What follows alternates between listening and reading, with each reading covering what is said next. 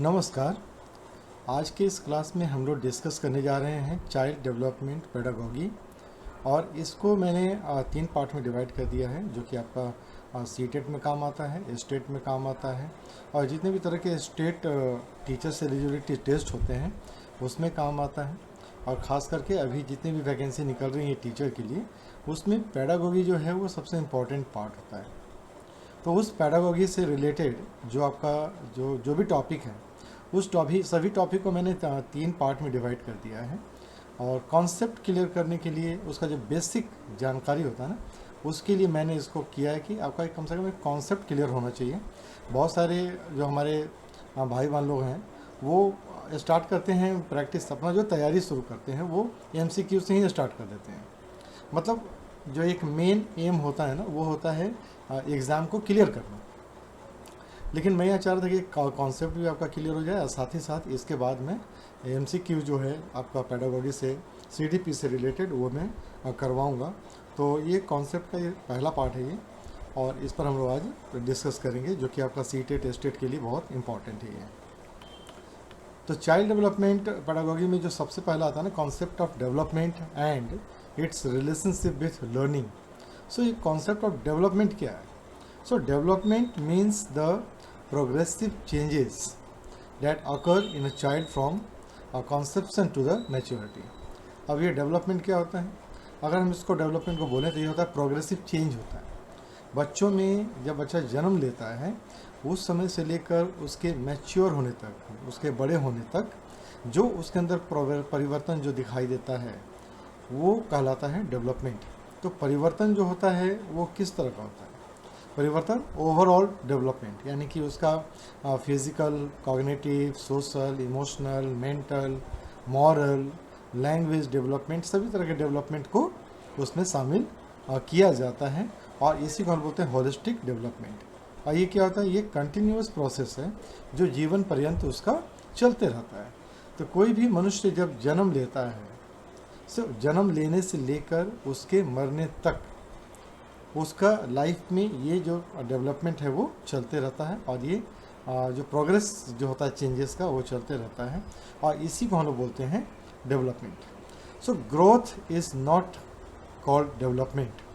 ठीक है, यहाँ पर एक चीज़ बहुत हम लोग को ज़रूरी है समझना कि ग्रोथ क्या होता है। ग्रोथ होता है शारीरिक ग्रोथ होता है। शारीरिक ग्रोथ मीन्स उसका हाइट बढ़ना, उसका वेट बढ़ना, वो डेवलपमेंट नहीं होता, वो ग्रोथ कहलाता है। उसके साइज़ में परिवर्तन हो रहा है, उसका हाइट बढ़ रहा है, उसका वेट बढ़ रहा है। डेवलपमेंट जो मैंने बात की अभी, क्वालिटेटिव और जो क्वांटिटेटिव चेंज होता है। सो क्वालिटेटिव और क्वांटिटेटिव चेंज क्या होता है? क्वांटिटेटिव चेंज होता है थिंकिंग एबिलिटीज उसका बढ़ जाता है, critical thinking, emotional thinking, maturity, creativity, ये सारी चीज़ें जब बढ़ने लग जाती है तो वो कहलाता है क्वांटिटेटिव चेंजेस। ठीक है, और एक होता है क्वालिटेटिव चेंजेस, उसका जो physical, cognitive, social, moral, emotional, ये सारी चीज़ें चेंज होती हैं। तो ये दोनों चीज़ आपका आता है। तो ग्रोथ जो है वो होता है वो डेवलपमेंट नहीं कहलाता है, ये हमेशा हम लोगों को रखना है। रिलेशनशिप विथ लर्निंग, अब इसका लर्निंग से क्या संबंध है? So learning and development are very मतलब इंटर रिलेटेड होता है। ये दोनों चीज़ होता है, इंटर रिलेटेड है, आपस में एक दूसरे से जुड़ा हुआ है। So development provides the biological and psychological redness for learning. So development क्या करता है? प्रोवाइड करता है बायोलॉजिकल और साइकोलॉजिकल, यानी कि बायोलॉजिकल और साइकोलॉजिकल आपको पूरा माहौल प्रोवाइड करता है। किस चीज़ के लिए? सीखने के लिए, लर्निंग के लिए, अधिगम के लिए। So learning influences development by providing experience. अब लर्निंग क्या होता है? इन्फ्लुएंस करता है किस चीज़ को? डेवलपमेंट को। कैसे? उसको एक्सपीरियंस देकर। यानी कि हम लोग जब लर्न करते हैं कोई भी चीज़, बच्चा क्या करता है जब जन्म लेता है तो वो क्या करता है? एक्सपीरियंस गेन करता है। पहला दिन का एक्सपीरियंस, दूसरे दिन का एक्सपीरियंस। और एक्सपीरियंस कहाँ से आता है? उसका सराउंडिंग से आता है। और ये लर्निंग क्या होता है? लर्निंग इन्फ्लुएंस करता है किसी को? डेवलपमेंट को।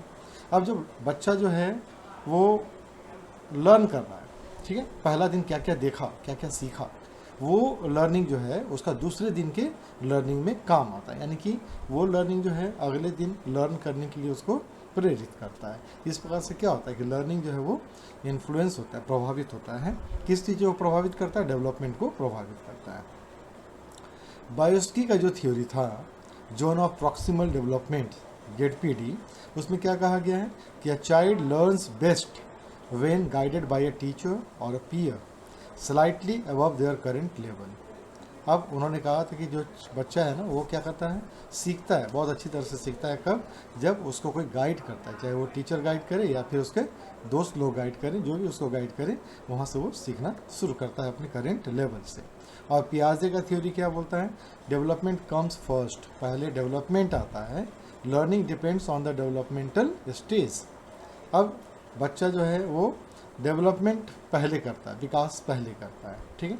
लर्निंग क्या होता है, डिपेंड करता है किस चीज़ पर, उसके डेवलपमेंटल स्टेज पर, वो किस स्टेज पर है, वो मतलब कि वो इन्फेंट है, वो एडोलेसेंस है, वो एडल्ट है, क्या वो इसका डेवलपमेंट स्टेज है, ये डिफरेंट, तो उस पर डिपेंड करता है उसका लर्निंग। इसी में आपका आता है मॉडर्न व्यू क्या कहलाता है। मॉडर्न व्यू क्या कहता है इस पर कि development and learning are reciprocal. Development और लर्निंग जो क्या है, रेसिप्रोकल है, दे इन्फ्लुएंस ईच अदर। और ये क्या करते हैं, एक दूसरे को प्रभावित करते हैं, एक दूसरे पर इफेक्ट डालते हैं, ठीक है। अब इन सारी चीज़ों को एक उदाहरण से समझते हैं यहाँ पर कि एक 5 साल का बच्चा है, ठीक है, can learn to speak sentences, वो सेंटेंस बोलना सीख सकता है, because their language development stage is ready for it. अब 5 साल का बच्चा क्या है, उसका जो लैंग्वेज डेवलपमेंट एज जो है, उसका स्टेज जो है पहुंचा हुआ। अब वो क्या करता है, सुन सुन कर कोई भी भाषा बोलना सीख सकता है, यानी कि जो उसके सराउंडिंग में जो भाषा बोली जाएगी वो उसको आत्मसात करेगा और उसको बोलेगा, ठीक है। दूसरा जो है, a child expose to 2 languages bilingual environment learn faster and develops better cognitive flexibility. अब बच्चा जो क्या करता है, एक्सपोज टू 2 लैंग्वेज, ठीक है, वो 2 बच्चे जो 2 लैंग्वेज वो सीख सकता है बाइलिंगुअल इन्वायरमेंट में, ठीक है। तो ये सारी चीज़ें मतलब जो उसका डेवलपमेंटल स्टेज होता है उसके अनुसार ये चलता है। Case study, a teacher teaching fractions in class 3 used pizza slice as real object. अब एक क्लास में टीचर जो है ना वो फ्रैक्शन बता रहे हैं, ठीक है, और उन्होंने क्या किया है, क्लास 3 के बच्चों के एक एग्जाम्पल ले लिया, पिज़्ज़ा चूँकि बच्चों को अच्छा लगता है, और उन्होंने क्या किया, पिज़्ज़ा को स्लाइसेस में जो बांटते हैं ना वो एक रियल ऑब्जेक्ट है, उसका एग्जाम्पल उन्होंने लिया। Students who were cognitively ready, पियाजे का जो कॉन्क्रीट ऑपरेशनल स्टेज जो उन्होंने बताया था उसके अनुसार बच्चा जो है वो रेडी है कॉग्निटिवली। अब क्या करता है, could grasps the concept quickly, वो क्या करता है, इस कॉन्सेप्ट को तुरंत कैच कर लेता है, तुरंत पकड़ लेता है। और ये क्या दिखाता है, ये दिखाता है कि डेवलपमेंटल स्टेज क्या करता है, सपोर्ट करता है, किस चीज़ को, लर्निंग को सपोर्ट करता है। चलिए अब हम लोग बात करते हैं principle of the development of children, ठीक है। तो इसमें जो की प्रिंसिपल क्या क्या है, development is life long. Principle कौन कौन से सिद्धांत हैं, किस चीज़ का, डेवलपमेंट का, किसका, बच्चों के। तो बच्चों के डेवलपमेंट का अलग अलग सिद्धांत हैं, और मेन जो सिद्धांत है वो हम लोग यहाँ पर डिस्कस कर लेते हैं। Development is life long. Development क्या है, जीवन पर्यंत चलने वाला एक प्रोसेस है, continue from conception to old age, ठीक है। Development follow a pattern. Development क्या करता है, एक पैटर्न को फॉलो करता है, हेड टू टो, और दूसरा है सेंटर टू आउटवर्ड। ये 2 आपके पास पैटर्न है जिसको वो फॉलो करता है। Development is continuous. डेवलपमेंट क्या है, वो सतत चलने वाला प्रक्रिया है, ये कभी रुकता नहीं है, और ये हमेशा प्रोग्रेसिव होता है, यानी कि वो विकसित होते रहता है, बढ़ते रहता है। Development is holistic. डेवलपमेंट क्या है, physical, social, emotional and cognitive domains develop together. ये एक हॉलिस्टिक है। डेवलपमेंट जो है वो ओवरऑल डेवलपमेंट होता है, चाहे वो फिजिकल हो, चाहे सोशल हो, चाहे वो इमोशनल हो, कॉग्निटिव, सब का सब एक साथ बढ़ता है। Different areas develop at different rate. अलग अलग जो आपका एरिया है किसी का भी, किसी भी इंसान का, जो उसका अलग अलग एरिया है, चाहे वो लैंग्वेज का एरिया हो, चाहे उसका फिजिकल वर्क का एरिया हो, चाहे वो इमोशनल एरिया हो, सभी में क्या होता है, डेवलपमेंट होता है, वो अलग अलग रेट से होता है। लैंग्वेज में develop faster than motor skill. Language जो है उसका पहले बहुत ज़्यादा तेज़ी से डेवलप करे, हो सकता है उसका मोटर स्किल से, यानी कि वो खेलने कूदने से ज़्यादा वो कमेंट्री पर ज़्यादा उसका फोकस हो। तो ये चीज़, development is predictable but individuals differences exist. Development क्या है, वो प्रेडिक्टेबल है, childrens develop in a sequence but the rate varies. बच्चे जो होते हैं वो सीक्वेंस में 1 बाय 1 डेवलप करते हैं, लेकिन उनका जो डेवलपमेंट का जो रेट होता है वो अलग अलग वेरी कर सकता है। Heredity and environment both influence development. Heredity और एनवायरनमेंट दोनों जो है वो डेवलपमेंट को इन्फ्लुएंस करता है। नाइदर वर्क्स अलोन, दोनों कभी भी अकेले काम नहीं कर सकते हैं। Development proceeds from general to specific. और डेवलपमेंट क्या होता है, वो जनरल से खास की तरफ, यानी कि सामान्य से खास की तरफ जाता है। अब baby first waves hand before learning to grasp. अब बच्चे जो होते हैं ना वो हाथ हिलाना सीखते हैं, ठीक है, पहले, अब उसके बाद धीरे धीरे उनका डेवलपमेंट होता है। Critical periods exist, so certain age are more important for certain development. ठीक है, कोई खास एज होता है किसी खास डेवलपमेंट के लिए, ठीक है। जैसे लैंग्वेज इन अर्ली चाइल्डहुड, बच्चे जो होते हैं लर्निंग उसका जो लैंग्वेज होता है, भाषा, वो सबसे पहले वो लोग सीख जाते हैं। तो हर जो आपका डेवलपमेंट है वो एक निश्चित समय पर ही होता है। Development is result of maturation and learning. So maturation set the stage.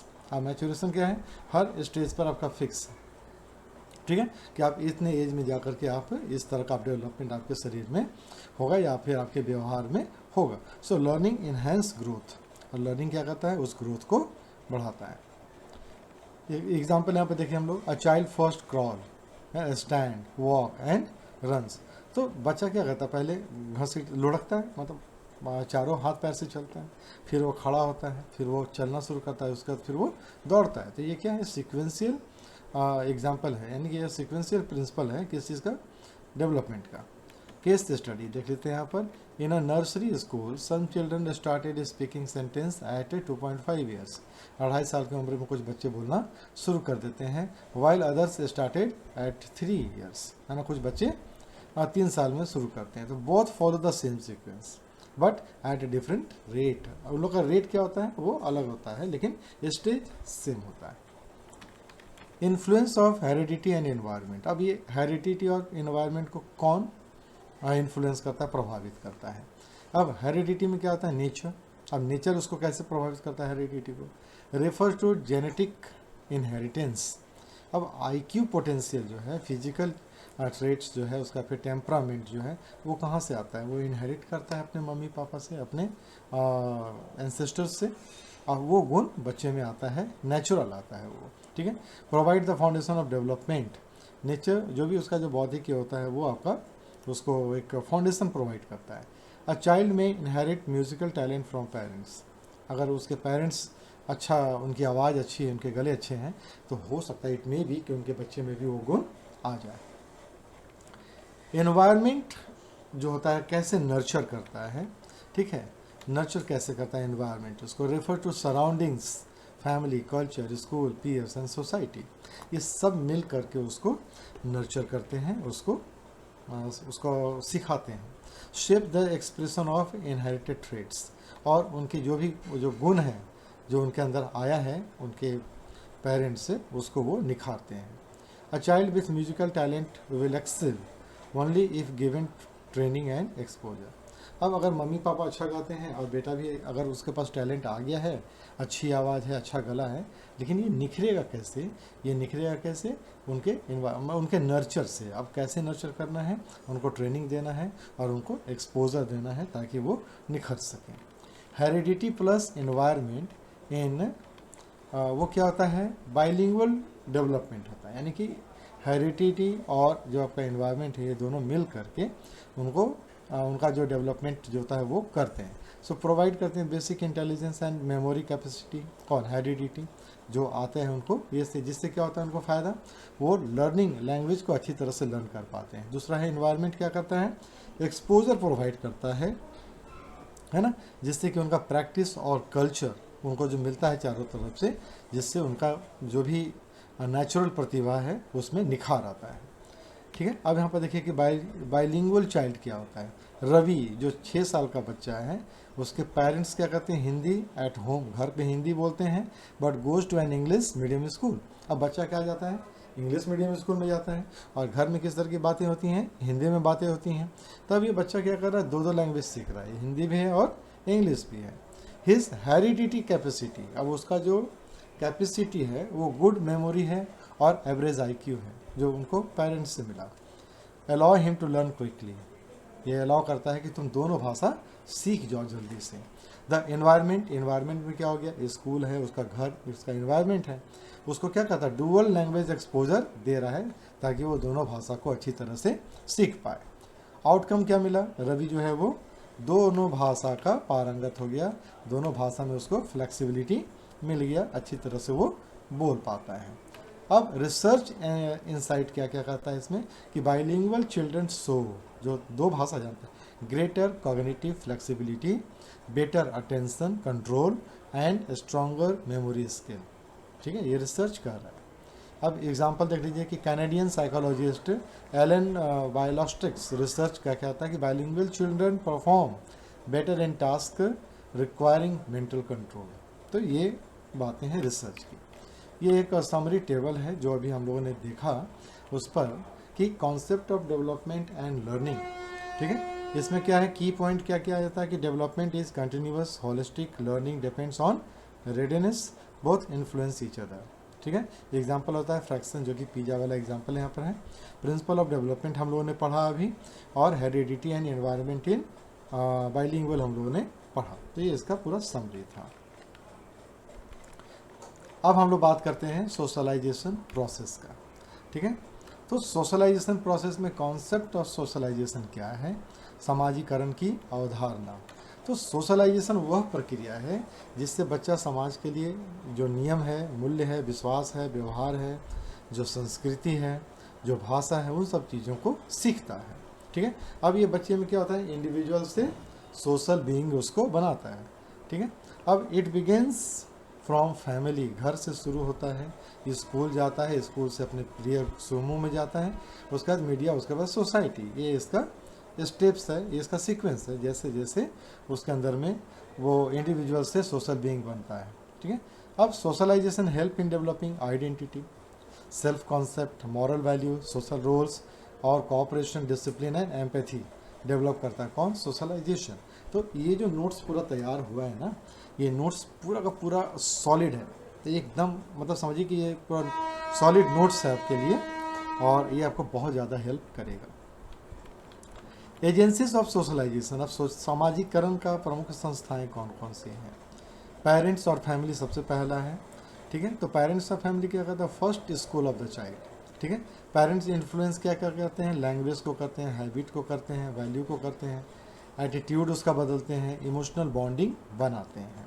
ठीक है, अब इससे क्या होता है, कैसे करते हैं ये सारे काम, पेरेंट्स उसको रिवार्ड भी देते हैं, पनिशमेंट भी देते हैं, नहीं डांटते वाटते हैं, और उसको मॉडलिंग यानी कि उसको अनुकरण करने के लिए भी बोलते हैं कि देख देख के सीखो, और चिल्ड्रंस क्या करता है, उस चीज़ को सीखता है, अपने में लाता है। So if parents respect Elder, अगर माता पिता बड़ों का आदर करते हैं तो बच्चे भी क्या करते हैं, देख देख करके सीखते हैं और उसको वहाँ पर वो कहते हैं। और ये क्या कहलाता है, ये कहलाता है बंडूरा का ऑब्जर्वेशनल लर्निंग और प्रिंसिपल। तो इसको याद रखिएगा। दूसरा आता है टीचर और स्कूल, शिक्षक और विद्यालय। सेकंड कौन होता है, टीचर्स और स्कूल, इसको बोलते हैं सेकंड पेरेंट्स। और सेकंड पेरेंट्स क्या करते हैं, फॉर्मल एजुकेशन देते हैं, डिसिप्लिन सिखाते हैं, सोशल रूल्स सिखाते हैं, कोऑपरेशन सिखाते हैं, लीडरशिप स्किल उनके अंदर डेवलप करते हैं। और ये क्या करता है, स्कूल उनके अंदर क्या डेवलप करता है, टीम वर्क की भावना डेवलप करता है, कंपटीशन लाता है, किस चीज़ के लिए, हेल्दी कंपटीशन, रिस्पॉन्सिबिलिटी की भावना और इक्वालिटी लाता है। ठीक है, अब यहाँ पे इसको एग्जांपल से समझ लेते हैं कि टीचर इनकरेज ग्रुप प्रोजेक्ट। अब ग्रुप प्रोजेक्ट में क्या होता है, सभी को मिल करके कॉपरेट करना है एक दूसरे को, और शेयरिंग की भावना रखनी है, और एक दूसरे का रिस्पेक्ट करते हुए पूरे प्रोजेक्ट को पूरा करना होता है। तो ये क्या होता है, यहाँ पर इन सब चीज़ों को हम लोग सीखते हैं। तीसरा आता है पीयर ग्रुप, जहाँ पर जिसको बोलते हैं सहपाठी, यानी कि अपने फ्रेंड सर्कल। फ्रेंड सर्कल से बच्चे क्या क्या सीखते हैं, friendship, social identity, emotional support, group belongingness, है ना। तो ये क्या होता है कि पीयर जो ग्रुप होता है वो क्या डेवलप करता है आपके अंदर में, कॉन्फिडेंस लाता है, कोऑपरेशन की भावना डेवलप करता है, कॉन्फ्लिक्ट रिजोल्यूशन करता है, जब आपसे लड़ाई झगड़ा हो तो कैसे आप उसको निपटा सकते हैं, निगोशिएशन स्किल लाता है। और समटाइम्स क्या होता है ना कि पीयर प्रेशर्स जो होता है ना, नेगेटिव हैबिट्स को भी लाता है। जैसे कि आप थोड़ा सा बैड कंपनी में अगर चले गए हैं तो वहाँ से आपके लिए बहुत सारी चीज़ें आती हैं। ठीक है, झूठ बोलना और बहुत सारी नेगेटिव चीज़ भी आता है। तो पीयर ग्रुप से दोनों चीज़ होता है। A child may try to learn cycling और a new game because friends are doing it. अब दूसरे दोस्तों को देख करके बच्चा क्या करता है, साइकिल चलाना सीखता है या फिर नए नए गेम खेलना सीखता है। तो ये क्या होता है, पॉजिटिव पीयर इन्फ्लुएंस कहलाता है। ठीक है, तो ये सारी चीज़ें उसमें आती थी। अब आता है relationship between social work and child. अब बच्चा और सामाजिक दुनिया में क्या रिलेशनशिप है और कैसे बनता है। चाइल्ड पेरेंट्स का relationship, learn basic manners, habit, emotional values and support. Child और टीचर का और चाइल्ड और पीयर का, ये तीनों चीज़ हम लोग ऊपर में डिस्कस कर चुके हैं। तो बैलेंस जो बनता है सोशलाइजेशन का, वो क्या होता है कि जब परिवार, शिक्षक और उनका सहपाठी सभी सकारात्मक रूप से योगदान करते हैं, तब बच्चे का क्या होता है कि बैलेंस्ड सोशलाइजेशन होता है। चलिए एक केस स्टडी यहाँ पर देखते हैं हम लोग कि एक 8 साल का बच्चा है जिसका नाम क्या है, आरव है। और आरव का देखिए क्या होता है, घर में पेरेंट्स इनकरेज करते हैं आरव को, किस लिए कि जो मेहमान आते हैं घर पर, आप उनका स्वागत कीजिए, उनको आप ग्रीट कीजिए, उनको नमस्कार कीजिए, and help in house hold work, और अपने घर के कामों में मम्मी और पापा को हेल्प कीजिए। अब ये क्या डेवलप कर रहा है बच्चे में, रिस्पॉन्सिबिलिटी और रिस्पेक्ट की भावना। ये स्कूल में जाता है आरव, तो आरव क्या करता है, टीचर्स ऑर्गेनाइज ग्रुप एक्टिविटी, उसमें वो बच्चा पार्टिसिपेट करता है, स्टोरी टेलिंग में वो पार्टिसिपेट करता है, और उसके अंदर में टीम स्पिरिट और कम्युनिकेशन स्किल उसका डेवलप होता है। दोस्तों के बीच क्या होता है, फ्रेंडली क्रिकेट खेलता है, ही लर्न टीम वर्क, अगर वो फ्रेंडली क्रिकेट खेल रहा है तो टीम वर्क सीखता है। ठीक है, रूल को फॉलो करना सीखता है। और जो हमारे पास हैंडलिंग है, जो डिफिट होता है, जो हार होता है ना लाइफ में, उसको हैंडल करना सीखना हर बच्चों को आना चाहिए। फेलियर जो है ना, फेलियर जो होता है वो सीखना चाहिए बच्चों को। फेलियर जो है वो मतलब कि एंड ऑफ एवरीथिंग नहीं है। सो बच्चे क्या करते हैं, पीयर में रह करके ही फेलियर सीखते हैं। हार गए कोई बात नहीं, झाड़ के निकल गया अपना, फिर दूसरा फिर खेलेंगे, फिर जीतेंगे। ठीक है, तो ये चीज़ भी बहुत इंपॉर्टेंट होता है। आप अभी देखेंगे ना कि बहुत सारे बच्चे ऐसे होते हैं जो मतलब कि न्यूक्लियर फैमिली से आते हैं, यानी मम्मी पापा बच्चा है, तो वहाँ पर क्या होता है कि बच्चा जो होता है वो फेलियर नहीं सीख पाता है, उसको हर चीज़ घर में मिल रहा है और हर जगह पर वो टॉप कर रहा है, तो फेलियर उसके लिए बहुत मुश्किल हो जाता है और झाड़ के निकलना। लेकिन जो बच्चे टीम में रहते हैं ना, खेलते कूदते रहते हैं, थोड़ा सा क्या बोलते हैं उसको, जो मतलब सोशलाइज होता है, उस तरह का बच्चा क्या होता है, अरे हार गए ठीक है कोई बात नहीं यार, अगली बार जीतेंगे, इस तरह का उनके अंदर में वो होता है। ये बहुत ज़रूरी चीज़ होता है कि बच्चों में डिफिट को हैंडल करना आना चाहिए। सो आरव डेवलप क्या करता है, into a socially balanced child, यानी कि जो आरव है वो क्या है, सभी तरह से परिपूर्ण बच्चा है। चलिए अब हम लोग बात करते हैं एग्ज़ाम ओरिएंटेड जो है, जो आता है एग्ज़ाम में आपका, वो पूछता है कि कौन कौन सा एजेंसी है, तो पेरेंट है, टीचर है और पीयर है, वो क्या क्या करते हैं, हम लोगों ने ऊपर में अच्छी तरह से डिस्कस कर लिया है। ये आपके लिए है, कंक्लूजन निकाल दिए हैं आपका हम कि सोशलाइजेशन जो है वो लाइफ लॉन्ग चलने वाला प्रोसेस है। 3 पिलर होता है, ठीक है, बच्चे का, और उसमें क्या होता है, पेरेंट, टीचर और दोस्त होते हैं उनके। हेल्दी बैलेंस जो होता है वो क्या होता है, इंश्योर करता है होलिस्टिक डेवलपमेंट को। चलिए अब बात करते हैं हम लोग पियाजे और कोहलबर्ग और ब्योस्की का जो कंस्ट्रक्ट है पूरा, उनका जो सिद्धांत है, उस पर हम लोग बात करते हैं कि उन्होंने क्या क्या कहा था।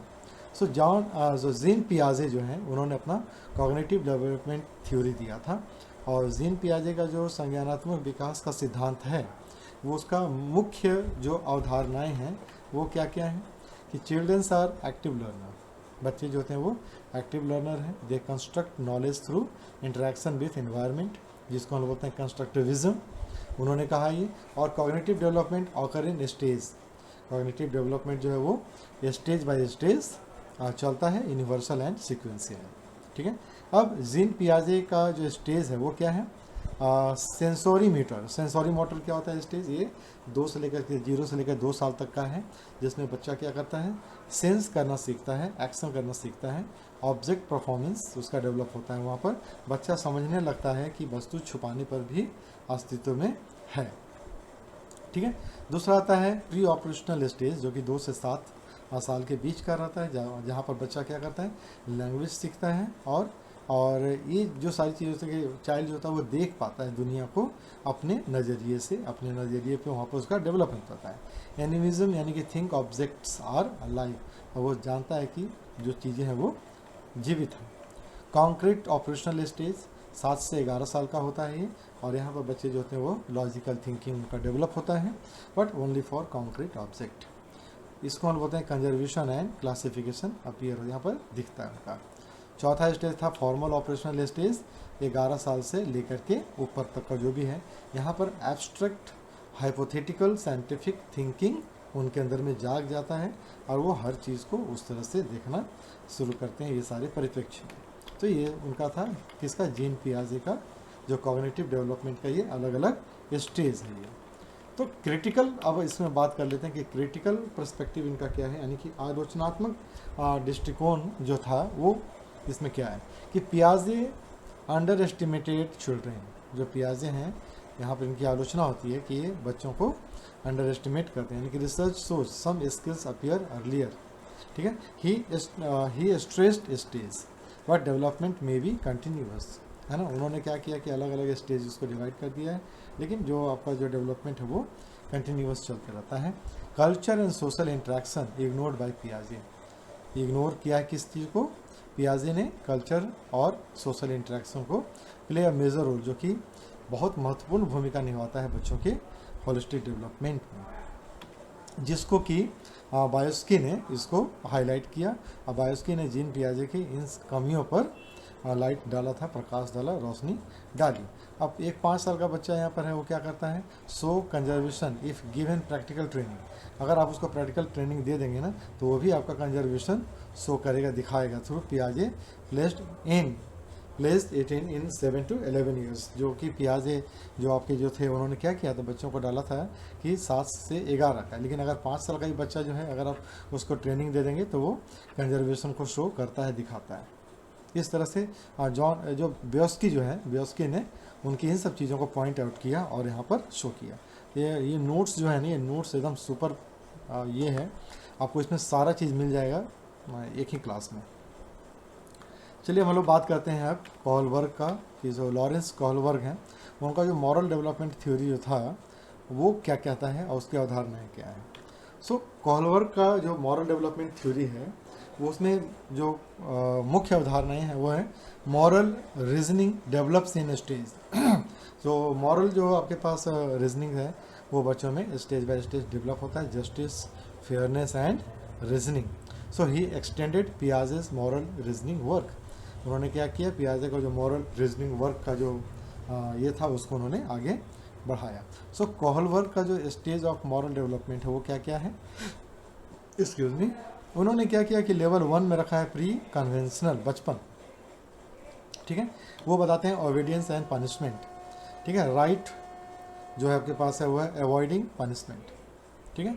अब ये क्या कहते हैं कि ओबीडियंस, आज्ञा पालन करना है, और वहाँ पर पनिशमेंट, ये दोनों चीज़ बचपन में मिलता है, जिससे क्या होता है बच्चे जो हैं वहाँ पर आगे सीखते हैं हर चीज़ को, और वो मतलब कि वो सही है, लेकिन अवॉइड करना चाहिए किस चीज़ को, पनिशमेंट। वहाँ पर पनिशमेंट बचपन में नहीं दिया जाता है, केवल हम लोग उसको सिखाते हैं और उनके गलतियों को करेक्ट करते हैं। इंडिविजुअलिज्म्स एंड एक्सचेंज, ठीक है।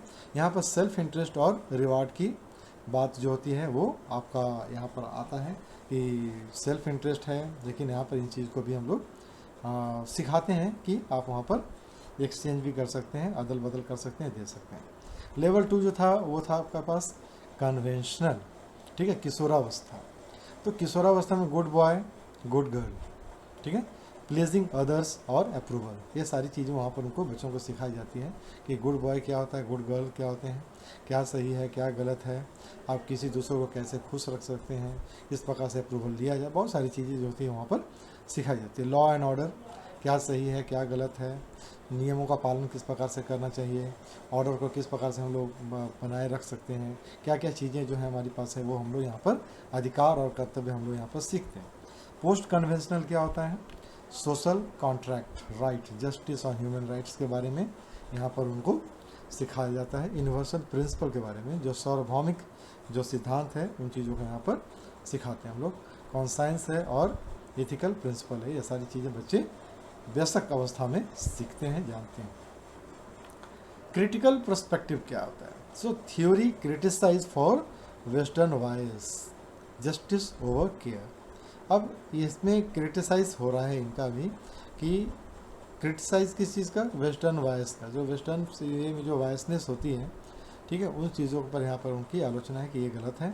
और कैरोल्स गिलिगन्स जो क्रिटिक्स हैं, उनका जो है कि कोहलबर्ग ने क्या इग्नोर किया, women's moral voice of care and responsibility, इसको उन्होंने इग्नोर किया, इसको छोड़ दिया उन्होंने। सो मॉरल बिहेवियर जो होता है वो क्या है, ये नहीं होता है कि always moral reasoning, knowing good जो होता है ना, कि आप अच्छी चीज़ों को जान रहे हैं, इसका मतलब ये नहीं होता है कि आप अच्छा कर भी रहे हैं, ठीक है। तो केवल जानना जरूरी नहीं होता है। और जो मॉरल बिहेवियर होता है इसका मतलब ये नहीं होता कि आप बहुत अच्छा जानते हैं, आपके पास सारा मॉरल वैल्यूज़ है, इसका मतलब कि आपका जो बिहेव है वो भी मॉरल है। आप जानते तो संत हो तो आप संत, लेकिन कर कुछ और रहे हो, ठीक है। इन सब सारी चीज़ों को उन्होंने क्रिटिसाइज़ किया कि ऐसा होता नहीं। अब यहाँ पे एक एग्जांपल भी है उनके आलोचना के लिए लेकर, कि अ चाइल्ड में not still because of fear of punishment, stage 1 है ये, कि वो चोरी नहीं करता है, क्यों, पनिशमेंट के डर से, बट लेटर में avoid stealing because of law and social order, stage 4। लेकिन आगे क्या हो सकता है, वो चोरी इसलिए नहीं करेगा यहाँ पर वहाँ पर कानून का डर है और सोशल पनिशमेंट भी का डर है, तो ये स्टेज 4 है। ये सारी चीज़ें जो हैं वो उन्होंने बताया। अब तीसरे जो हमारे थे वो थे लेव ब्योस्की, उनका जो सोशल कल्चर का जो थ्योरी था, सामाजिक और सांस्कृतिक सिद्धांत था, वो क्या था, उसकी मुख्य अवधारणा क्या है, कि social interaction is the foundation of learning, ठीक है। सोशल इंटरेक्शन क्या है, लर्निंग का फाउंडेशन है। जब आप समाज से घुलोगे मिलोगे, वहीं से आपका सीखने का शुरुआत होता है। Language is the tool of thought, ठीक है। विचारों के लिए, विचारों का एक माध्यम क्या है, भाषा है, ठीक है। आपके जो मन में आते हैं, ख्याल आते हैं। सो जोन ऑफ प्रॉक्सिमल डेवलपमेंट, ये क्या कहते हैं कि difference between what child can do independently and with guidance, ठीक है। तो ये बताते हैं कि दोनों का जो डिफरेंस आता है वो क्या है, कि बच्चा जो खुद से कर सकता है स्वतंत्र रूप से, ठीक है, और बच्चा जो है गाइड करने पर कर सकता है, वो दोनों के बीच का जो डिफरेंस है उसको उन्होंने ZPD के माध्यम से बताया। स्कैफोल्डिंग, टीचर्स और पीयर प्रोवाइड करते हैं, क्या, टेम्पररी सपोर्ट प्रोवाइड करते हैं, बच्चों को हेल्प करते हैं, बच्चों को लर्न करने में। तब तक ये सपोर्ट रहता है जब तक कि बच्चा सीख नहीं जाता है। इस तरह का क्वेश्चन एग्जामिनेशन में बहुत आता है। इस बार भी अभी RRB के एग्ज़ाम में ये आया था, ठीक है। तो ये सब सारा जो है ना, आप समझिए कि एक प्रकार से नोट्स है ये आपके लिए। अगर आप इसको अच्छी तरह से पढ़ जाएंगे ना, तो आपका जो MCQ है ना, वो आसानी से आपके लिए बन जाएगा। अब इनका जो आलोचनात्मक ये जो दृष्टिकोण है यहाँ पर, वो देखते हैं कि over emphasis on social factor को इन्होंने बहुत ज़्यादा तवज्जो दे दिया। इग्नोर किस चीज़ को किया है, बायोलॉजिकल मैच्योरेशन को, जो आ रहा है ना इनहेरिट होकर के, उसको इन्होंने इग्नोर किया, जिसको कि जेन पियाजे जो हैं वो बहुत ज़्यादा महत्व देते थे। अब ZPD और scaffoldings are not clearly measurable. अब ZPD और स्कैफोल्डिंग को आप लोग अच्छी तरह से, हम लोग साफ जो है उसको हम लोग मेज़र नहीं कर सकते हैं, ठीक है। Still modern education favour Vygotsky because of focus on collaborative and guided learning. आज भी हम लोग ब्योस्की के जो सिद्धांत हैं उसको हम लोग सपोर्ट करते हैं। क्यों, क्योंकि इसमें कोलैबोरेशन और गाइडेड लर्निंग के बारे में बात की गई है, ठीक है। अब यहाँ पे एक एग्जांपल है, वो क्या है, कि a child can not solve a puzzle alone. बच्चा जो है ना, एक वो किसी भी पजल को अकेले सॉल्व नहीं कर सकता, बट विथ टीचर्स हिंट, जैसे टीचर हिंट देते हैं वो उसको तुरंत सॉल्व कर देता है। तो this is ZPD and scaffolding. ऐसा संभव, मतलब ऐसा है नहीं, बच्चा जो है वो खुद से भी पजल को सॉल्व कर सकता है, ये कहने की यहाँ पर बात कही जा रही है। कंपैरेटिव चार्ट है, इसको भी आप लोग देखिएगा, ये आप लोगों के सपोर्ट हेल्प के लिए था ये, ताकि आप यहाँ पे केस स्टडी देख लेते हैं। क्या है, एक मीरा है जो 10 साल की है, और जेन पियाजे के अनुसार क्या हो रहा है यहाँ पर, कि जो मीरा 10 साल की है, कॉन्क्रीट ऑपरेशनल स्टेज में है, ये learns fractional with real object, वो पिज़्ज़ा वाली बात है। कोहलबर्ग जो क्या बोलते हैं, जेन पियाजे के अनुसार था, कोहलबर्ग का जो था, Meera avoid cheating in test because she believe rules of school must be follow. Meera जो है वो चोरी नहीं करती है एग्ज़ाम में, क्यों, क्योंकि उसको भरोसा है, उसको पता है ये कि स्कूल का जो रूल है वो इस पर फॉलो होगा और हम इसमें फंसेंगे। तो मीरा क्या कर रही है, वो कोहलबर्ग के अनुसार जो स्टेज 4 है, लॉ एंड ऑर्डर को वो फॉलो करती है, ठीक है। ब्योस्की के अनुसार क्या था, कि with teacher support scaffolding Meera learn how to solve division problem. अब टीचर के सपोर्ट से मीरा जो है वो डिवीज़न के प्रॉब्लम को सॉल्व कर सकती है बियॉन्ड हर इंडिपेंडेंट कैपेसिटी, अपनी व्यक्तिगत क्षमता से बाहर जाकर। तो ये केस स्टडी जो है मीरा के ऊपर जो है वो आपके सारे डाउट्स को क्लियर कर देता है। चलिए, अब ये जो बात था उसका कंक्लूजन था ऊपर में। कॉन्सेप्ट ऑफ, अगला जो टॉपिक हम लोग देख रहे हैं यहाँ पर वो क्या है, concept of child centred and progressive education का।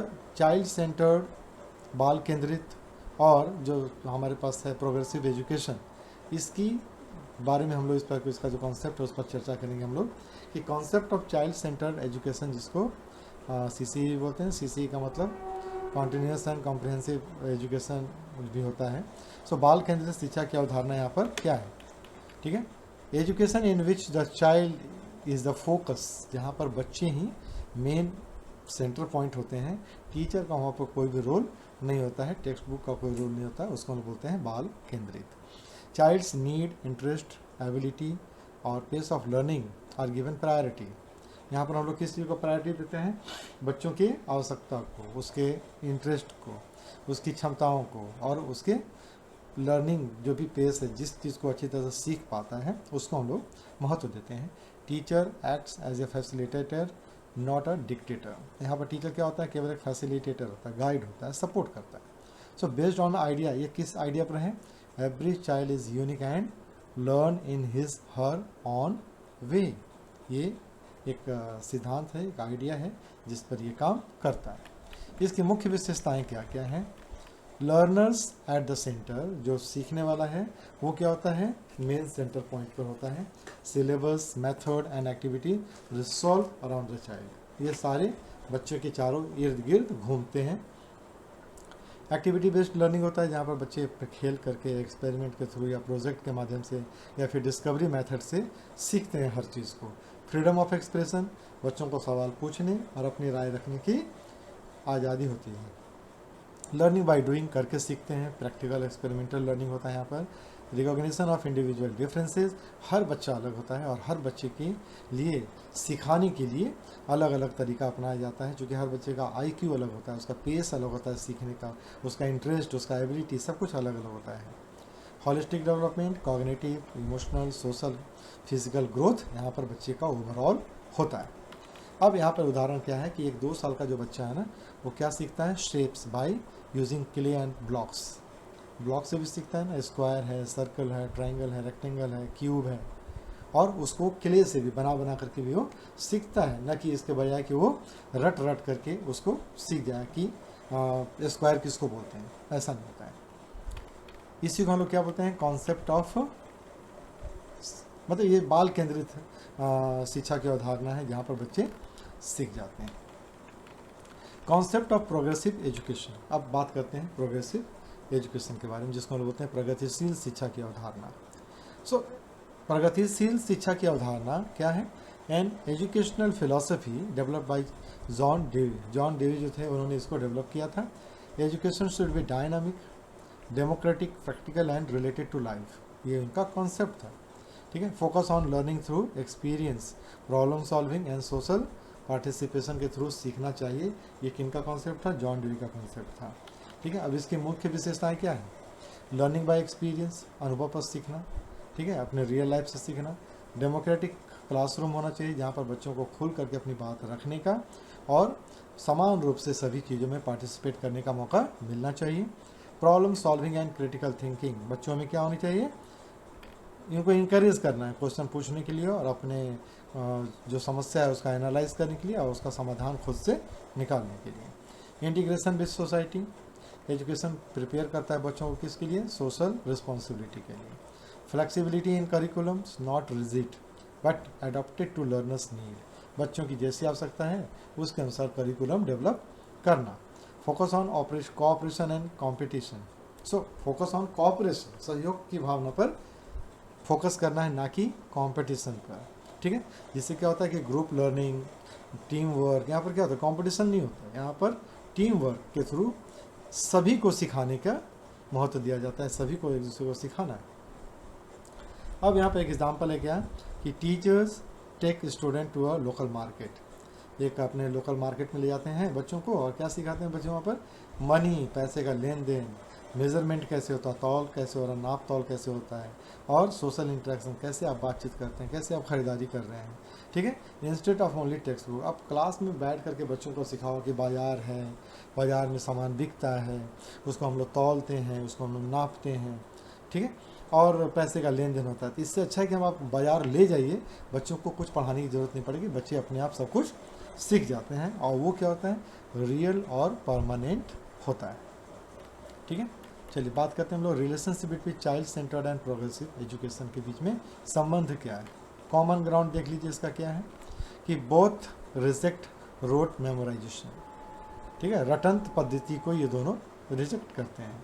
Both believe in learning by doing and experience. ठीक है, both value child freedoms, creativity and individuality को ये सपोर्ट करते हैं। और डिफरेंस कहाँ पर का इनका है कि child centred focus more on individual growth, और progressive education focus on social development plus democracy along with individual growth. तो ये यहाँ पर आता है अंतर। क्रिटिकल पर्सपेक्टिव, आलोचनात्मक दृष्टिकोण।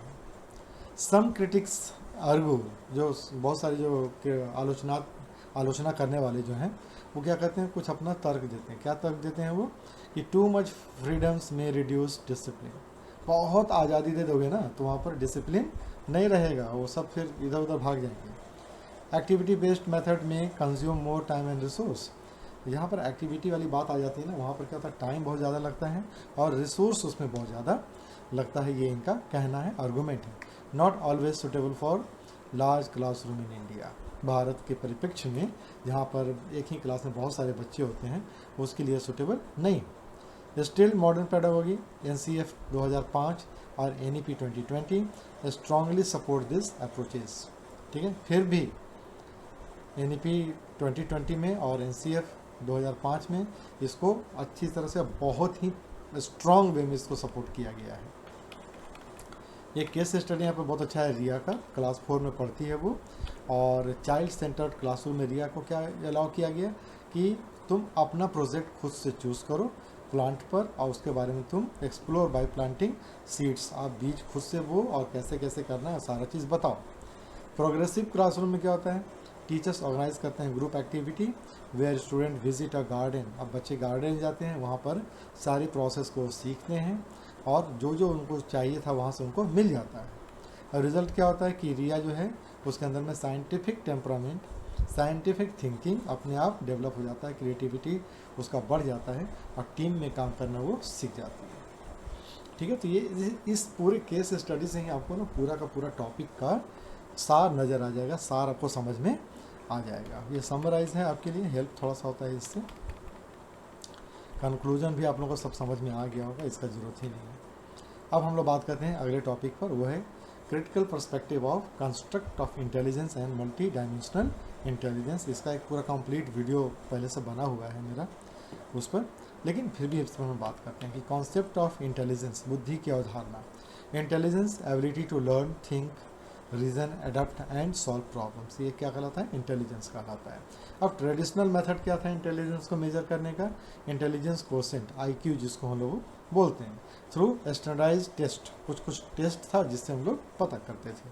अब अर्ली साइकोलॉजिस्ट जो कि जैसे अल्फ्रेड बेनेट थे और स्पेयरमैन थे, इन्होंने किस पर फोकस किया, इन्होंने सिंगल और जनरल इंटेलिजेंस पर फोकस किया, जिसको हम लोग G फैक्टर भी बोलते हैं, जनरल फैक्टर। अब इसमें क्या हो रहा है कि बुद्धि जो है केवल किताबों की मतलब कि IQ टेक ही नहीं, बल्कि ये सोचने समझने और जीवन की समस्याओं को हल करने की क्षमता भी देता है। तो critical perspective of the construct of intelligence, ये क्या है, यानी कि बुद्धि की अवधारणा पर आलोचनात्मक दृष्टिकोण कैसे बनेगा ये। ठीक है, अब इसमें देखिए कि ट्रेडिशनल व्यू क्या कहलाता है इसका, intelligence single capacity IQ score, और focus on memory, reasoning, problem solving in academic area. ठीक है, ये ट्रेडिशनल व्यू है इसका, जिसकी आलोचना भी होती है। टू नैरो, बहुत ही सीमित है ये, इग्नोर करता है किस चीज़ को, क्रिएटिविटी को, सोशल स्किल को, इमोशनल एबिलिटी को ये इग्नोर करता है। बायस्ड है, पक्षपाती है, कहाँ पर, IQ टेस्ट है ना, फेवर अर्बन और illiterates and culturally advanced children, इन सब चीज़ों के बारे में ये बायसनेस यहाँ पर दिखाता है। इग्नोर करता है इंडिविजुअल स्ट्रेंथ को। A child weak in academic may excel in music, sports, ठीक है, art, but still considered less intelligence. ये गलत चीज़ है। स्टैटिक नेचर है। Assume intelligence is fixed while research so it can be develop. अब ये बोलता है ना कि जो इंटेलिजेंस है वो फिक्स होता है, इसमें कुछ होना जाना नहीं है, जो आया ऊपर से फैमिली की तरफ से वही आपका रहता है। लेकिन नहीं, रिसर्च क्या बोलता है? रिसर्च बोलता है कि इंटेलिजेंस डेवलप करता है प्रैक्टिस के अनुसार। Excuse me. Student may score average in maths IQ test but may be an excellent dancer और problem solver in real life. ठीक है, सो ट्रेडिशनल IQ फेल हो जाता है इस चीज़ को कैप्चर करने में कि जो बच्चा मैथ में आपका एवरेज स्कोर करता है, ठीक है, वो बच्चा डांसर बहुत अच्छा हो सकता है, सिंगर बहुत अच्छा हो सकता है, फिलोसोफर बहुत अच्छा हो सकता है, पेंटर बहुत अच्छा हो सकता है। बात कर ले हम लोग मल्टी डायमेंशनल इंटेलिजेंस की, बहुआयामी बुद्धि, जहाँ पर हर चीज़ को हम लोग यहाँ पर जोड़ते हैं। Intelligence is multi dimensional. Intelligence क्या होता है? मल्टी डायमेंशनल होता है, सिंगल एबिलिटी नहीं है ये।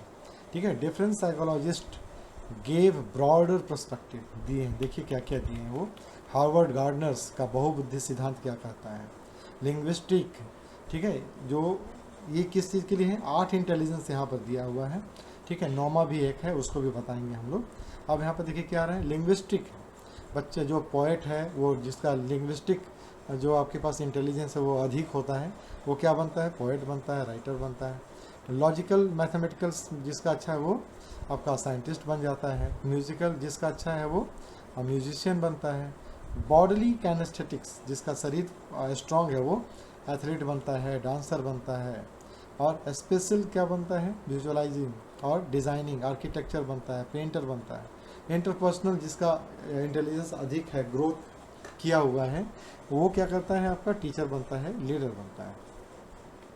और इंट्रापर्सनल जिसका अच्छा होता है वो फिलोसोफर बनता है, साइकोलॉजिस्ट बनता है।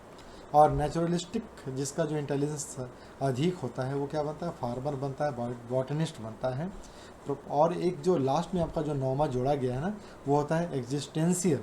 ये डीप क्वेश्चन ऑफ लाइफ, ये एकदम मतलब साधु संत महात्मा वाले ये सब हैं। ठीक है, जिसको नौमा इंटेलिजेंस जोड़ा गया है।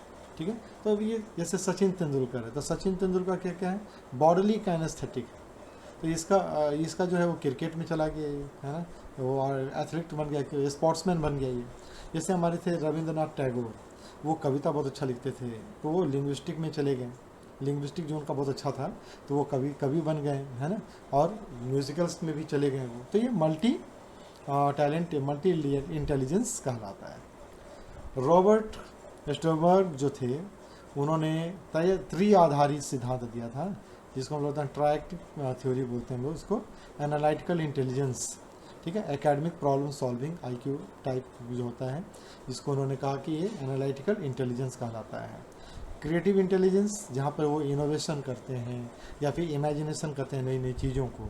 और प्रैक्टिकल इंटेलिजेंस क्या कहता है? स्ट्रिक्ट एटमॉस्फेयर और फिर अडॉप्टिंग टू डेली लाइफ। ये प्रैक्टिकल इंटेलिजेंस है। ये क्या होता है? लोगों को देख कर, ठीक है, समाज को देख कर, समाज में क्या हो रहा है उसको देख करके ये सब सीखते हैं और ये इनका इंटेलिजेंस बढ़ता है। एक एग्जांपल ये है कि अ चाइल्ड में not top in academic but can solve real life problems smartly. ठीक है, तो ये सब इसका बहुत अच्छा एग्जांपल है डॉक्टर शिव खेड़ा। ठीक है, तो आप इनके बारे में अगर आप देखिएगा तो पता चलेगा। ये यूट्यूब और ये सब जो था ना, चैट बैट लंच फन, ये सब आने के, यानी कि वो इंटरनेट के पहले के बहुत बड़े मतलब स्कॉलर थे, और उनका बुक चला था ना, यू कैन विन, है ना, जीत आपकी, बहुत बहुत ज़्यादा फेमस हुआ था उस तक। तो ये वो क्या थे, उनके आप जीवनी अगर पढ़ेंगे तो पता चलेगा आपको।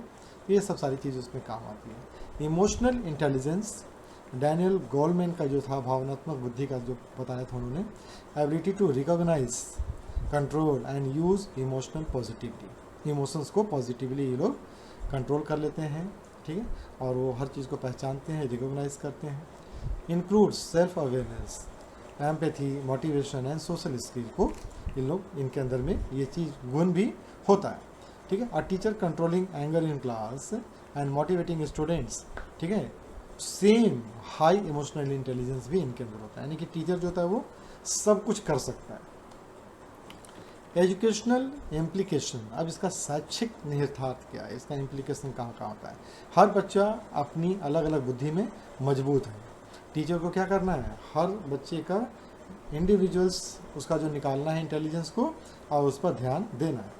करिकुलम शुड इंक्लूड, करिकुलम में क्या क्या होना चाहिए, art, music, sports, nature, social project, सारी चीज़ों को इंक्लूड करना चाहिए। Evaluation must be multi dimensional, इसीलिए तो आपका फॉर्मेटिव और समेटिव दोनों किया जाता है। पोर्टफोलियो बनता है, एक्टिविटी है, प्रोजेक्ट है, ग्रुप डिस्कशन है ना, सोलो स्पीच होता है, ये सारी चीज़ें होती हैं। Teacher must encourage creativity, collaboration, problem solving skill of the student. Student के इन सभी चीज़ों को, गुणों को चाहिए कि टीचर भी प्रमोट करे, इनकरेज करे। ठीक है, अब यहाँ पे एक केस स्टडी देखो। केस स्टडी यार बहुत अच्छा चीज़ होता है, ये सारा का सारा टॉपिक को ना एक बार में कंप्लीट क्लियर कर देता है। और अब जो क्लास 6 में पढ़ता है ना, मैथ्स में कमज़ोर है, उसका लो IQ है, एक्सीलेंट इन ड्राइंग, ड्राइंग में बहुत अच्छा है, और पोस्टर बहुत अच्छा डिजाइन करता है, तो उसका क्या होगा, उसका स्पेशल इंटेलिजेंट हाई है। Very good at resolving fight among classmate, जो उसके दोस्त लोग झगड़ा करते हैं ना, उसको बहुत अच्छी तरह से सॉल्व कर देता है कि यार ऐसे मतलब। इसका क्या हो गया, इंटरपर्सनल इंटेलिजेंस भी इसका बहुत अच्छा है। Teachers recognise his strength and encourage him in art competitions and leadership role. अब टीचर्स क्या करना चाहिए, टीचर्स को इसके इस गुणों को रिकॉग्नाइज करना चाहिए, इसके इस स्ट्रेंथ को रिकॉग्नाइज करना चाहिए, और क्या करना चाहिए, इनकरेज करना चाहिए। किस चीज़ के लिए, आर्ट कंपटीशन के लिए और लीडरशिप स्किल को डेवलप करने के लिए। ठीक है, अब इसका रिजल्ट क्या हुआ कि आरब जो है वो क्या हुआ, कॉन्फिडेंट, आत्मविश्वास से भरा हुआ और एक सक्सेसफुल, ठीक है, इंसान बनेगा, जो इंटेलिजेंट होगा मल्टी डायमेंशनली, और उसका IQ जो होगा वो लिमिटेड नहीं होगा। इसका एक समरी टेबल यहाँ पर बनाया हुआ है। ठीक है, तो इसको भी आप लोग देख सकते हैं, थोड़ा सा रुके हैं, रुक के भी आप लोग पॉज करके देखते रहिएगा, इसको बहुत ज़रूरी होता है, बहुत काम आता है ये सब। चलिए अगला जो टॉपिक है वो क्या है, gender as a social construct, लिंग एक सामाजिक संरचना के रूप में। ठीक है, अब यहाँ पर जो जेंडर जो है उसका अर्थ क्या होता है, बायोलॉजिकल डिफरेंस। अब बायोलॉजी के अनुसार जो डिफरेंस होता है मेल और फीमेल, ठीक है, उसको हम बोलते हैं जेंडर, यानी कि जैविक जो लिंग है, जो सेक्स है, वो कहलाता है। तो ये बायोलॉजिकल डिफरेंस इसमें होता है। अब जेंडर जो होता है, लैंगिक भूमिका क्या होती है इसमें, socially constructed role, behaviours, expectation created by society. अब क्या होता है ना कि इनके अंदर में एक तो सोशली जो समाज जो बनाती है कि भाई महिला का क्या काम होता है, पुरुष का क्या काम होता है, और जो समाज की जो अपेक्षाएं होती हैं इन दोनों से, ये सारी चीज़ें लैंगिक भूमिका निर्धारित करती है, जिसको हम लोग जेंडर बोलते हैं। अब सोसाइटी डिसाइड क्या करती है कि what is appropriate for boys and girls, अब लड़के और लड़कियों के लिए क्या क्या उचित है। ठीक है, अब सोसाइटी क्या कहता है कि boys are strong, girls are caring. ठीक है, ये सोशल कंस्ट्रक्ट है, नेचुरल ट्रूथ नहीं है। आज के समय में लड़का और लड़की दोनों एक समान है। ये क्या होता है, समाज की बनाई हुई अवधारणा है, ये नेचुरल ट्रूथ नहीं है। अब जेंडर का रोल क्या होता है, जेंडर रोल क्या होता है, role society expect from boys and girls. Boys bread winners, strong and leader, ये सोसाइटी का कहना है। गर्ल्स केयरिंग होती हैं, हाउस होल्ड वर्क के लिए होती हैं, और ओबीडियंट होती हैं, उनको हमेशा आज्ञा मानते रहना है, गलत सही जो कुछ भी रहे। So these roles are learn through family, school, media and society और कल्चर। ठीक है, अब जेंडर बायसनेस यहाँ पर क्या क्या आ रहा है, unequal treatment of boys and girls in a family, society and schools, तीनों जगह पर दोनों से भेदभाव हो रहा है, अलग अलग ट्रीट किया जाता है। कैसे, एजुकेशन, कम उम्र में लड़कियों की पढ़ाई छुड़वा देते हैं, शादी ब्याह हो जाता है उनका। Curriculum text book shows boys as a doctor और गर्ल्स एज ए नर्स, है ना, देखते हैं ना आप लोग सिलेबस वगैरह में, चैप्टर में आ जाता है। तो ये वायसनेस है।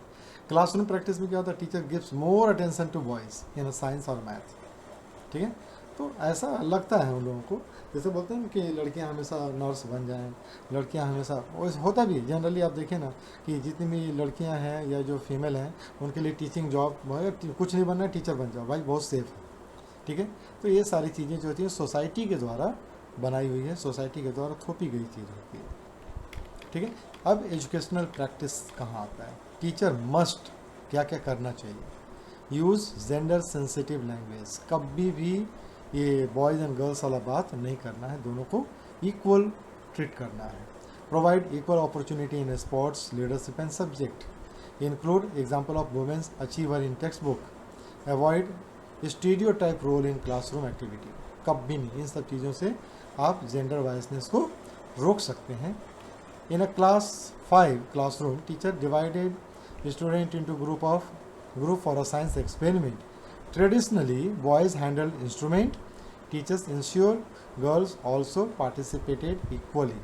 Reduce gender bias. अब सबको देना है, ठीक है, कि आप हैंडल करो इंस्ट्रूमेंट को और सेम एक्सपेरिमेंट में आप भी पार्टिसिपेट करो।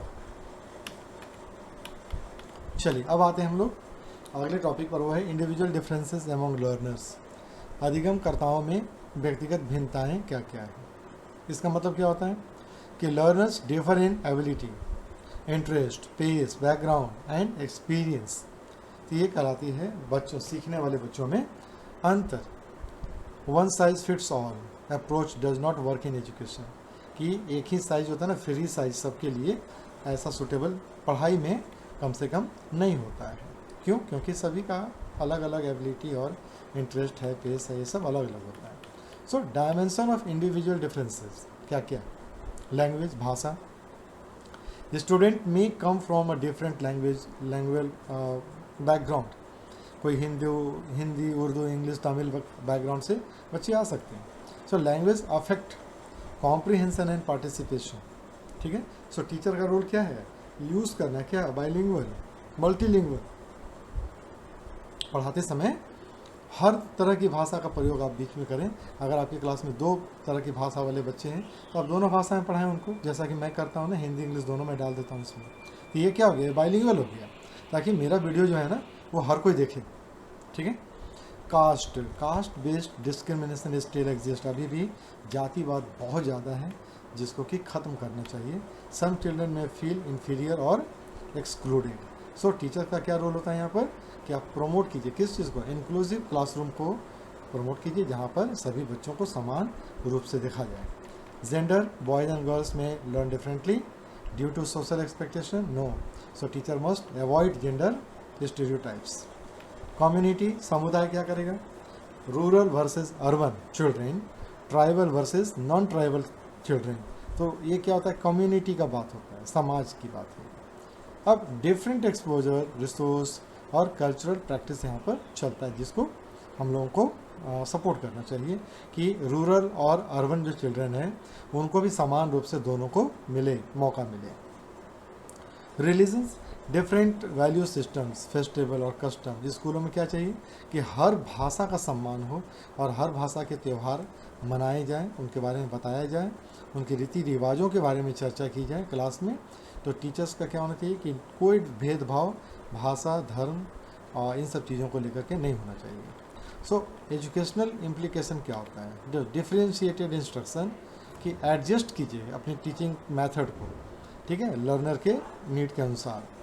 मल्टीलिंग्वल्स, क्लास में क्या होना चाहिए? हर तरह के लैंग्वेज को रिस्पेक्ट करना है और उसको उसी के अनुसार पढ़ाना है। Example from all communities, religion and gender, जिससे कि इंक्लूसिव करिकुलम तैयार हो सके। और बायसनेस और डिस्क्रिमिनेशन को हटा दिए, जिससे क्या होगा? इक्वल अपॉर्चुनिटी सभी को मिलेगा। अब देखिए क्या होता है, एक 40 बच्चे का क्लासरूम है, उसमें 10 जो होता है भोजपुरी बोलने वाला है, 5 उर्दू बोलता है और बाकी जो है वो हिंदी बोलता है। तो टीचर को क्या करना चाहिए? हिंदी जो बोल रहे हैं उसको आप मतलब कि इंग्लिश और थोड़ा सा उर्दू और भोजपुरी में भी थोड़ा सा बोल बाल दीजिए, ताकि बच्चों को थोड़ा सा अटैचमेंट भी हो जाए आपके साथ और उनको समझ में भी आ जाए। और दूसरे साथ साथ क्या होता है कि आप तीनों तरह का, भोजपुरी, हिंदी और उर्दू, तीनों तरह के फेस्टिवल को भी आप क्लासरूम में पढ़ाएं, बताएं और सेलिब्रेट करने का मौका दें, ठीक है। और आप ये इंश्योर करें कि बच्चे जो होते हैं ना मॉर्निंग असेंबली में, या जो हैं बॉयज़ और गर्ल्स दोनों क्लास को, पूरे स्कूल को लीड करें, जिससे क्या होगा? बच्चों में रिस्पेक्ट की भावना आएगी और जो कॉन्फिडेंस बढ़ेगा उनका, और उन लोग अपने आप को एक समझेंगे, ठीक है। तो ये सब कंक्लूजन है, इसको आप लोग देख लीजिएगा। दूसरा है, अब टॉपिक ये होता है distinction between assessment for learning and assessment of learning. अब असेसमेंट फॉर लर्निंग और एक होता है असेसमेंट ऑफ लर्निंग। तो सीखने के लिए मूल्यांकन क्या कहलाता है, AFL, ठीक है।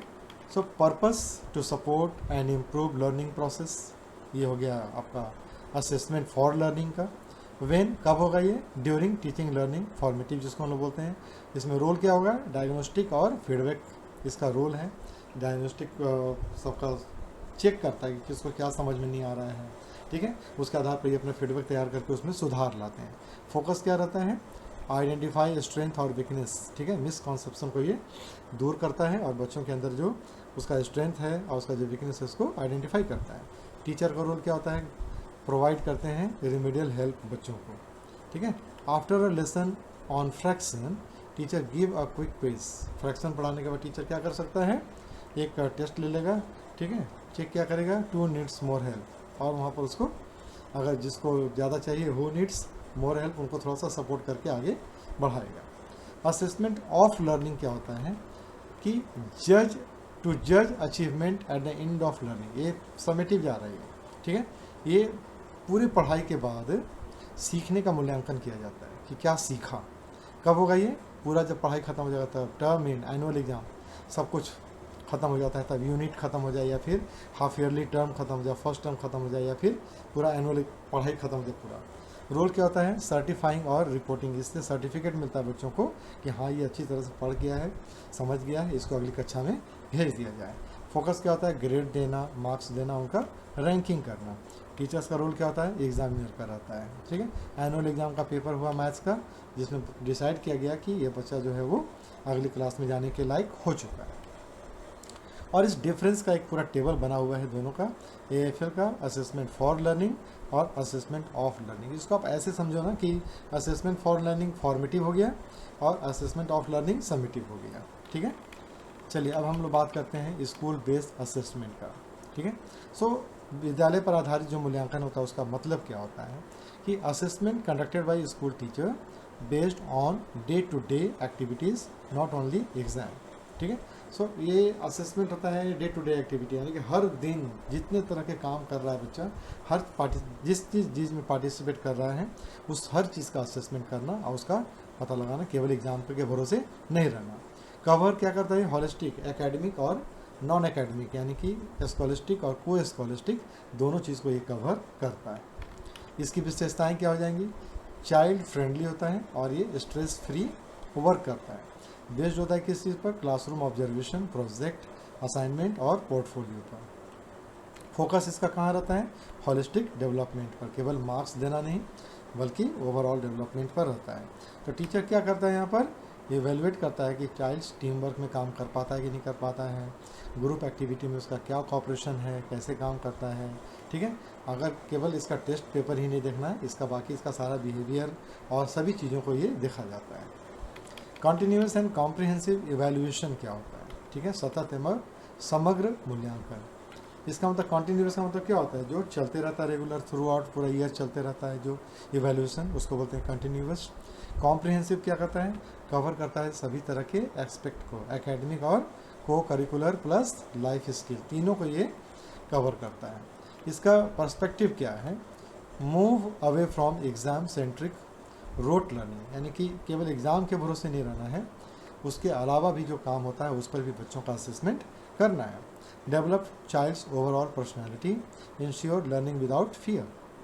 प्रैक्टिस क्या करेगा, ये इंक्लूड्स करता है किसी को, फॉर्मेटिव और समेटिव असेसमेंट को, ठीक है। Teachers maintain record of progress, help in early identification of learning gap, जहाँ जहाँ बच्चा नहीं सीख पा रहा है, प्रॉब्लम हो रहा है, वो उसको पहले ही हम लोग आइडेंटिफाई करके उसको वहाँ पर रेक्टिफाई कर लेते हैं, जिससे कि बच्चा आगे बढ़ने के लिए सक्षम हो पाता है, ठीक है। तो यहाँ पर क्या देखते हैं कि teacher assess students speaking skill through class debate, not only through written exam.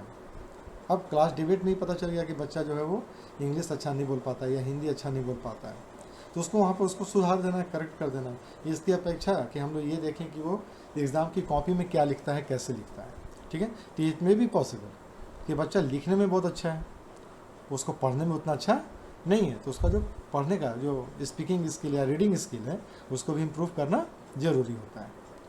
Formulating appropriate question, किस प्रकार के क्वेश्चन हम लोगों को बनाने चाहिए।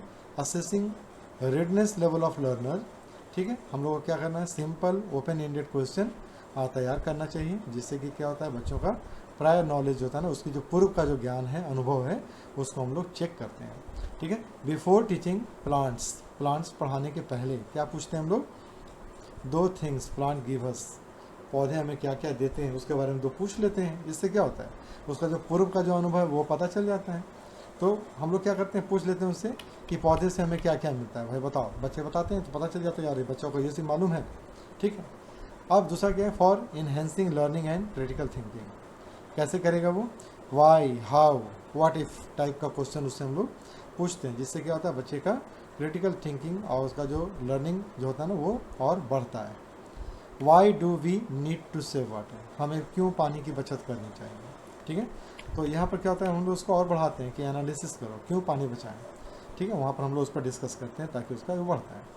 Assessing learners achievement, use application and higher order questions at end of unit, हर यूनिट के लास्ट में जो प्रैक्टिकल क्वेश्चन है वो पूछना चाहिए, जिससे कि बच्चे का वो अचीवमेंट जो होता है वो पता चल पाता है, ठीक है।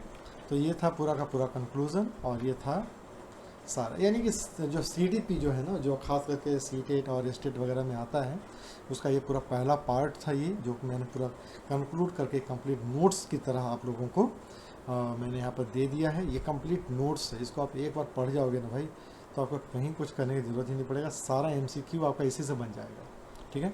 So teachers should use formative plus summative school based approach critical question to ensure every child learns meaningfully, ठीक है। तो यही था आज का आपका ये पूरा का पूरा क्लास, और ये क्लास सबसे इम्पोर्टेंट है उनके लिए जो कि सीटेट, स्टेट और टीचर्स की जो तैयारी कर रहे हैं, उनके लिए सबसे इम्पोर्टेंट है। अभी बहुत सारी वैकेंसीज निकली हुई हैं, इसको आप लोग पढ़िएगा, और कहीं भी अगर कोई क्वेश्चन पूछना होगा आप लोगों को, कहीं डाउट होगा, तो आप लोग ज़रूर कमेंट में लिखिएगा। मैं हमेशा एक्टिव रहता हूँ, आप लोगों का जवाब भी देता हूँ मैं। और वीडियो अगर पसंद आ रहा होगा, अच्छा लगता है, तो आप लोग इसको ज़रूर लाइक कीजिएगा, सब्सक्राइब कीजिएगा, अपने दोस्तों को भी शेयर कीजिए, और अच्छा है आप लोग इसको देखते रहिएगा, पढ़ते रहिए, अच्छा पढ़ते रहिए, आप लोग अच्छा अच्छा रिजल्ट लाइए, अच्छी जगह पर आप लोग अच्छा टीचर बनिए, यही हमसे मतलब मैं चाहता हूँ। और मैं भी एक शिक्षक हूँ, इसलिए आप लोगों का मैं वेलकम करूँगा अपनी कम्युनिटी में। आज के लिए बस इतना ही, आप लोग स्वस्थ रहिए, मस्त रहिए, व्यस्त रहिए पढ़ाई में। आज के लिए बस इतना ही, शुभ रात्रि, शब खैर।